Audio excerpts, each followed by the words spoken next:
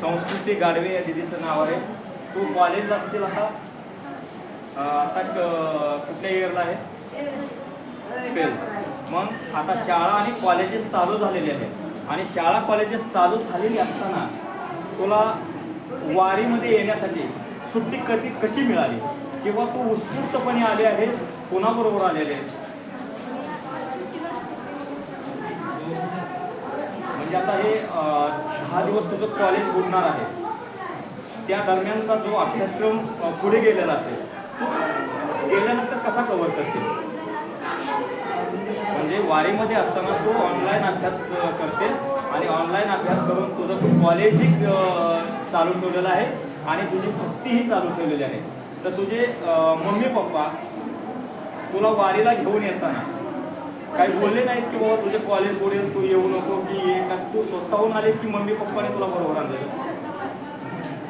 म्हणजे तुझ्या मम्मी पप्पांची तुझ्या वारीबरोबर घेऊन येण्याची इच्छा होती, ती इच्छा त्यांची नव्हती, ती इच्छा पंढरीच्या विठुरायाची होती आणि तू धम्मचैतन्य गोंदवलेकर महाराजांच्या पालखीबरोबर या पंढरीच्या विठुरायाला भेटण्यासाठी पवित्र अशा चंद्रभागेमध्ये स्नान करण्यासाठी आलेले आहेत. धन्यवाद.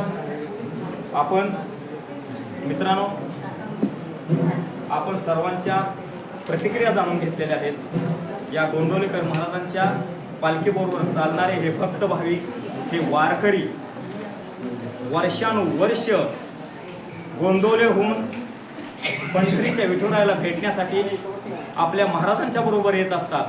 त्यांना कुठलीही अडचण येत नाही, त्यांना राहण्याची अडचण येत नाही, त्यांना त्यांच्या भोजनाची अडचण येत नाही. त्यांना सर्व काही महाराज व्यवस्थितपणे देत असतात.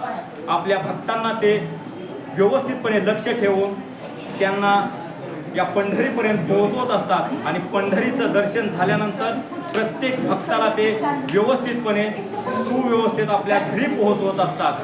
तर मित्रांनो, हे आहे माऊलींच्या वरती असणारं प्रेम आणि या प्रेमातूनच आज मगाशी त्या माऊलींनी सांगितल्याप्रमाणे दिवसेंदिवस प्रत्येक वर्षी या गोंदवलेकर महाराजांच्या पालखीबरोबर शेकडोंच्या संख्येनं नवीन भक्त जोडले जातात, नवीन वारकरी येतात. भविष्यात ही दिंडी हजारोच्या संख्येतून लाखोच्या संख्येपर्यंत नक्कीच पोहोचेल आणि गोंदवलेकर महाराजांचं महात्म्य शब्दात आपण कुणीही सांगू शकत नाही. तर मी इथेच थांबतो. आपण पाहत होता मानदेश न्यूज, आवाज मानदेशाचा. मी सहसंपादक दादाराजे भोसले, पंढरपूर.